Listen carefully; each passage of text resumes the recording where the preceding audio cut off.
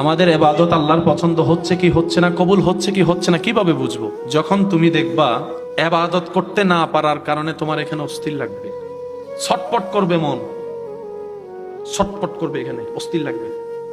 নামাজটা বাদ করে গেছে। বুজুর্গানে দিনরা বলে, তুমি রবের প্রেমিক হওয়া শুরু করে দিয়েছ। যখন আপনি দেখবেন আগের মতো ৮-১০ জনের সেই গীবতের আড্ডায় আপনার বসতে ইচ্ছে করে না, একাকী একাকী থাকতে ইচ্ছে করে, বুঝবেন আল্লাহর রহমত আপনাকে আপন করে নেওয়া শুরু হয়েছে। আপনি যখন দেখবেন আগে চুন পান থেকে চুন খসলে যে নাক ফাটাই দিত ওই পরিবেশ, যখন দেখবেন আপনার কোন একটা কিছু শুনলো, যা বেটা বাদ দে, তুই আমার বদনাম করলো কি, তুই আমার প্রশংসা করলো কি, আল্লাহ আমারা জানা দেয় যতটুকু দিয়েছেন এতটুকুই। যখন আপনি স্থির হওয়া শিখবেন, বুঝবেন আল্লাহ পাক আপনাকে জান্নাতের পথে এগিয়ে নিয়ে যাচ্ছে। সুবহানাল্লাহ।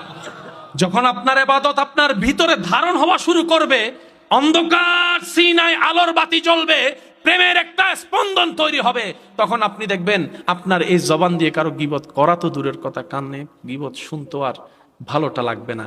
আগে যেরকম মশলা দিয়ে মজার মতো লাগতো, একটা শুনলে দুইটা বলা আসতো, এটা আর আপনার আসবে না, ইচ্ছাই করবে না।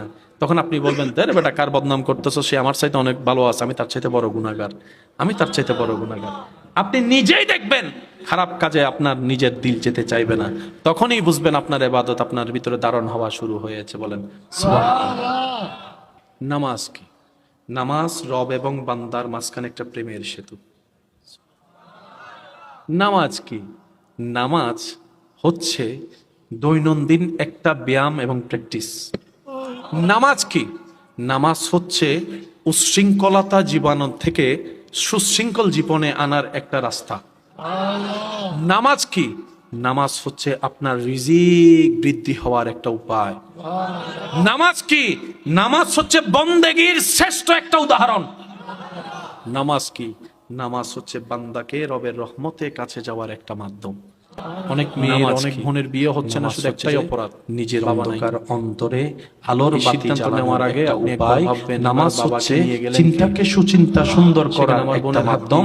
নামাজ হচ্ছে এক কথায় বাহিরে ভিতরে দুনিয়ার জীবন আখিরাতের জীবনের বাতি জ্বালানোর হাজার মাধ্যমের শ্রেষ্ঠ একটা মাধ্যম। নামাজ। নামাজ কোন চিন্তায় বসবাস করছি আমরা, সে নামাজ একটা মেয়ের উপর ফায়দা আমাদেরকে দিবে। কি অবস্থা যায় যে নামাজ যেদিন শুনে দেহের থাকার কারণে তোর সাথে এটা হচ্ছে না, দেহ লানত হবে আমাদের উপর।